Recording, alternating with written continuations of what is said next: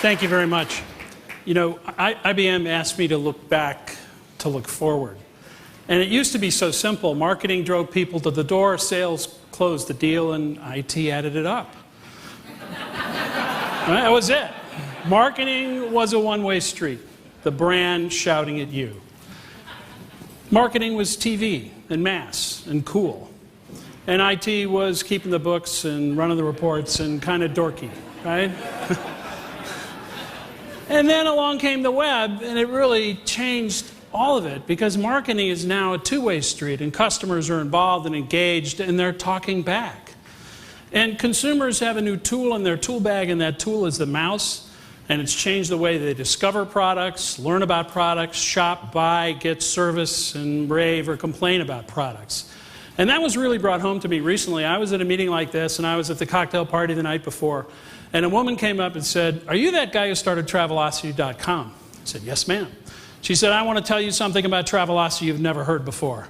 And I'm backing up wondering how many martinis she's had and what she was going to say. And she said, "Travelocity is the Wizard of Oz." And I said, "It is?" She said, "Yeah, you know, for years my travel agent told me not to book online. I'd make a mistake, and I was worried about ruining my vacation. And today I made my first booking, and it was so easy. And I felt just like Dorothy when she pulled back the curtain and discovered there wasn't a wizard. There was just a little man there. And I could do it all myself." And so many of our customers feel that way. They're wired and dangerous. They're comfortable and confident. And as we heard earlier, they expect the best from all of us. The best site they ever saw is what they want from you. And they're getting smarter, right? This is the Tom Cruise of mice. He's going to take your data and go buy somewhere else. These people are multi-channel. They communicate 24/7 any way they want. They don't care about channels. We care about channels. They care about solutions. So they're harder to catch, and therefore we need a better mousetrap. All right? Somewhere out there, Patrick, is the key to increased sales. Find that key, Patrick. Bring it to me. Did you ever have a boss like that? I did. Bob Crandall, American Airlines. Legendary tough guy. And I'm looking out the window, and the window looked like that. I had no idea what to do. So let me kind of take the steam off the window, because one thing I learned was that at American, we combined marketing and IT to create new models and markets. So I got to be on the team of 20 that worked in secret on the Advantage program, the very first mileage and loyalty program, and put that out. And that was an idea from Tom Plaskett, our CMO, who had to work very closely with Max Hopper, our CIO, and overseen by Bob, who knew both marketing and IT. And they went on to create the Harvard Business Case, automating your customer, the Sabre system, which really controlled marketing, right? And our department was actually called Marketing Automation. Now, when the internet came around, it got even harder and even more important to have marketing automation. But it's not easy.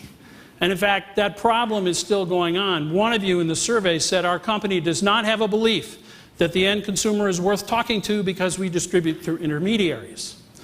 Well, folks, intermediaries are being short-circuited. I started my career as a travel agent.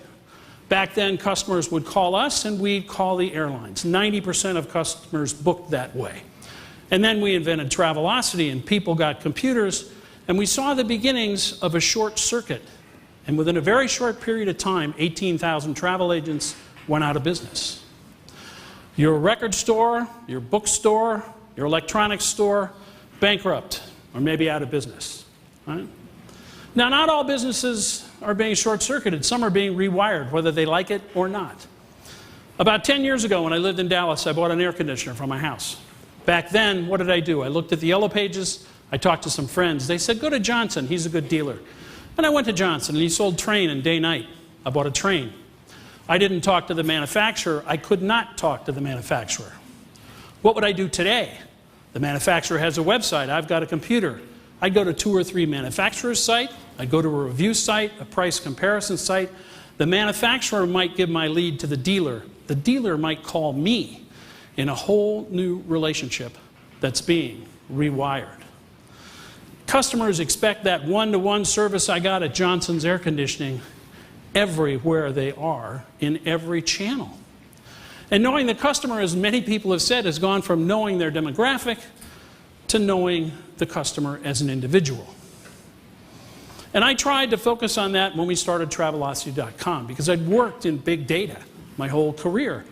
Every interaction at Travelocity we tried to make driven by data. And when I left the company, when it was taken private, we had a database of over 40 million people.